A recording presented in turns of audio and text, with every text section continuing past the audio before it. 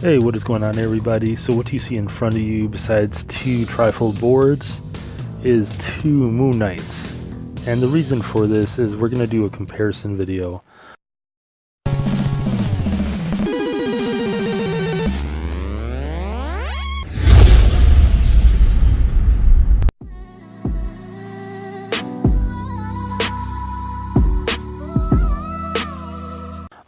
Shout out to one of my YouTube friends, Ayindi, for getting me this Hasbro Moon Knight, which came out in 2017. Fantastic figure. I tried to look for it everywhere in the stores in Chicago. Couldn't find them. My friend said, "Hey, I got you. I got an extra one. It's no problem." So, big shout out to you, man. You're an awesome guy for doing that. So this came out in 2017, this Moon Knight Hasbro, and the Toybiz one actually came out in 2006. So there are a few differences between the two.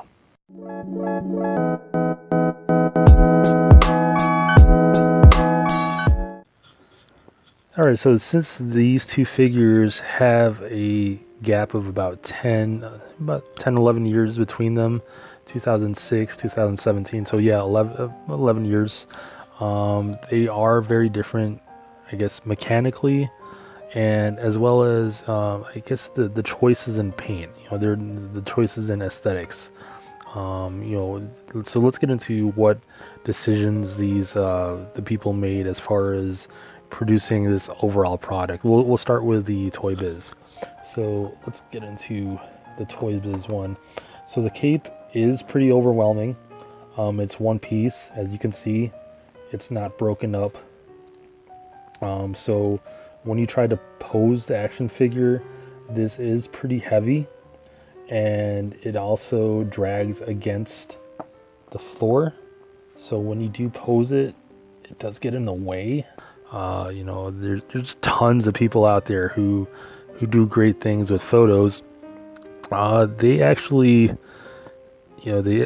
throw away this original cape because it is such a hindrance to the figure as far as posing and as far as creating really nice, I would say, dynamic shots with the figure. Just because it's so overwhelming, it just takes up all of the figure. And as far as the articulation, I've had this figure for 10 years, so the articulation is pretty loose. It's a standard Toybiz articulation. There's tons of joints everywhere in the ankle and the knee, double jointed. You get that swivel on the thigh, ball jointed, the hip, the hip torso connection. You get a hip swivel, ab crunch, and then you get that wing articulation right there. So it can move all the way back, but it's hindered by this cape. You see that? You can move his shoulders all the way back, but it's hindered by this cape. And see, like, that's years of wear. And that's why I really don't mess with this action figure as much, is that you move around this cape, this nice, variance in paint, it's just gonna break off. I wanted to do a custom a while ago, but I'm just not as talented as the people that I've seen out there who do great stuff. I know my god brother, he used to be a customizer, and I really was jealous of the great work he did with action figures, and he's probably the one who got me back into action figures in my adult life. So here's also his accessory. This is so it came in like 5 pieces. The end piece broke off. I think that's just from years of wear. This bow was actually longer than it needed to be, but it is pretty fragile.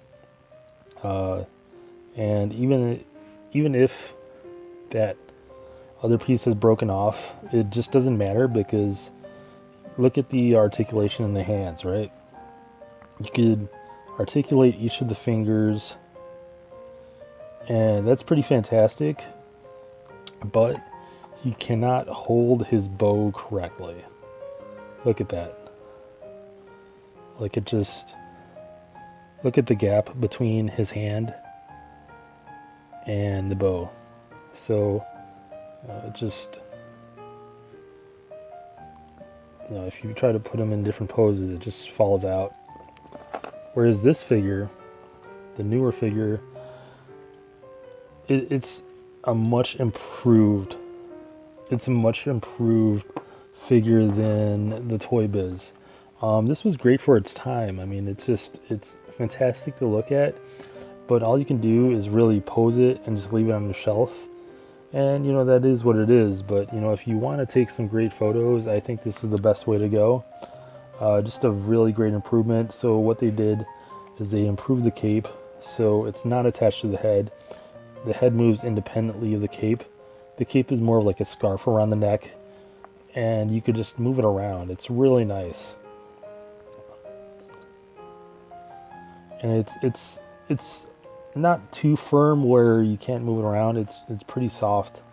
It's like that rubbery type of plastic. The joints on here are stiff, which is good. They're ratchet. What does hinder the shoulders are these pads, but you can. There's a trick to this. You can move them all the way up. So what you can do is you just press it in a little bit. You don't have to apply too much pressure. And you can raise his arms to the 90-degree level. Same thing with both arms. For a while I thought that was going to hinder it, but it doesn't. So they've addressed that really nicely. I like that they made, if you look at his the eyes, they made them blue as opposed to just the normal white. I thought that was a good choice, simply because it is, it is a very, like, the colors on this figure is just white and black. So having that small glimpse of blue really makes it stand out. It's a really great choice.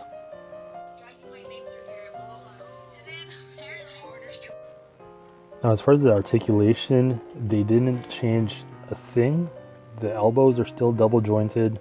There's a little bit of a hindrance with the forearm plates, in that it's going to flex it a bit.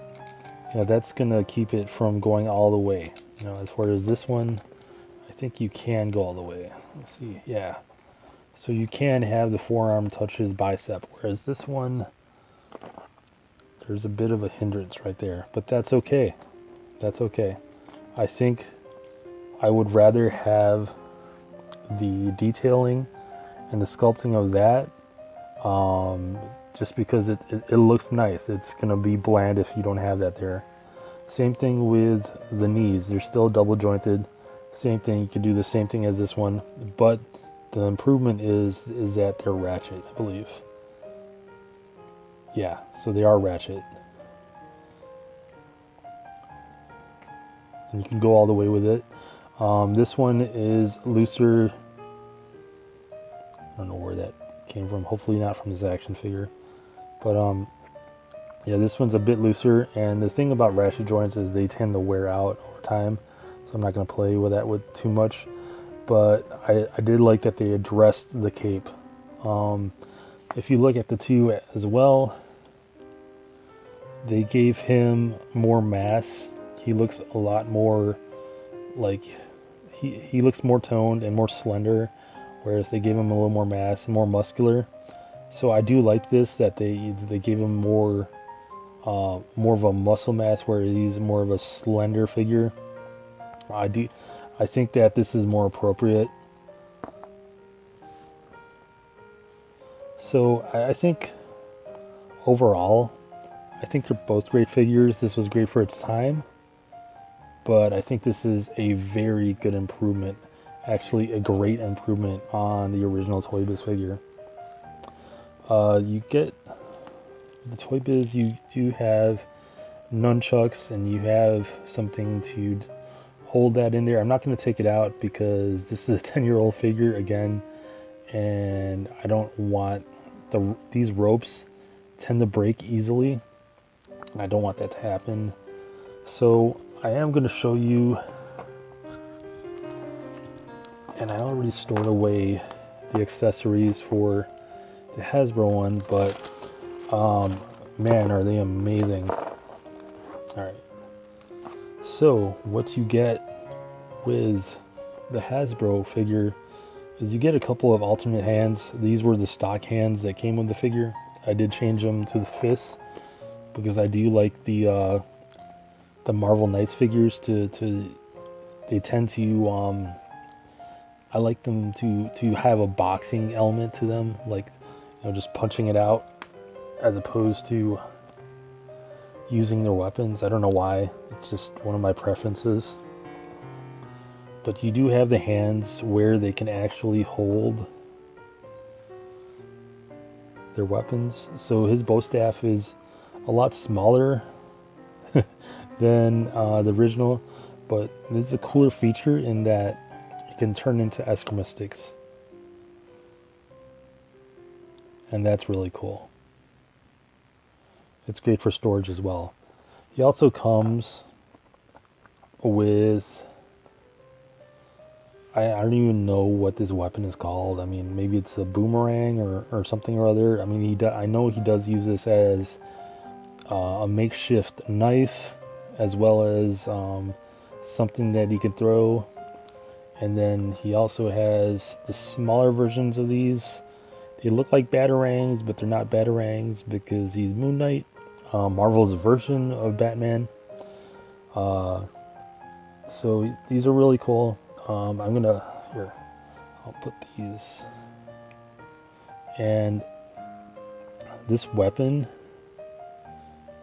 yeah, so the hands are a big improvement from the original Toybiz. I mean, I still think that this is really cool for another way. I mean, moving, you know, individual fingers is really cool, but as far as holding its accessories, it doesn't work.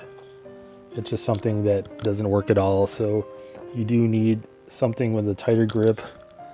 I think something more fixed, and this works. It definitely does. The only problem though is that these smaller accessories, which are really cool, there you go. See, like, I don't know where to place these in the hand. Do they go in between the fingers like this? Is that what they do? Or do they go on top? So either way, they're too small they just fall. I mean, I was looking on the action figure to see if you can, you know, store them in some capacity, but no. So I just put them in a Ziploc bag just to make sure that I don't lose them. But yeah, so these are two great action figures. I really like this. I mean, I've had this for about 10 years. Great sentimental value. I don't think I'll ever get rid of this one.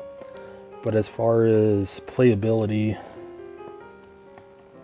yo, this is the guy this is amazing. I really like the new Hasbro. I don't mind that there's no variance in paint. You know, there's no dry brushing on the newer one. I think it's cool to have a clean one. Like, after a while, you know, this, you know, gets dirty, and so it's really cool to have like a clean action figure as opposed to like the dry brushed one. It's cool to have something different, you know. So that's it for the two. Really cool. One more thing, if I could find it. All right, so like I said, there was a 10-year gap in between these two action figures. This came out in 2006, and then this came out in 2017. And then in between them, we didn't get any more of like the 6-inch Marvel Legends Moon Knights, but we did get the 3 3/4 inch Moon Knight, which I really liked. because this was so difficult to play with, just because of the cape being one huge piece, they addressed that with this action figure, which is the head moves independently of the cape. It is one piece, but it doesn't overwhelm the figure. And the legs are longer than the cape, which that didn't address. This came out with Hasbro in 2011. One thing about this figure is look how small the feet are, and it makes it for this figure to be, it's very difficult for this figure to be to stand this figure. You know, I don't think I have any stands for this figure as well. But great figure. I thought that when this came out, we were gonna get like a 6-inch version of Moon Knight, but unfortunately we didn't. I think this is during the time when Hasbro was still working out the kinks in their action figures. So they really did pump out some awesome 3 3/4 figures. My good friend Chris, he just started collecting his Iron Man 3 3/4 action figures, and they are just quality stuff. I mean, especially during this time, I think this was the ace of Hasbro. You know, and this replaced a lot of the Marvel Legends in my line, you know, as opposed to the 6-inch line. So yeah, that's it for this video. It's been long enough, but great improvement. I'm going with this one. This is definitely my favorite Moon Knight by far. So thanks for watching, guys. I hope you enjoyed this video. Please like and comment, and you know, leave more suggestions for other videos. You know, I'm always open to suggestions. So thanks for watching.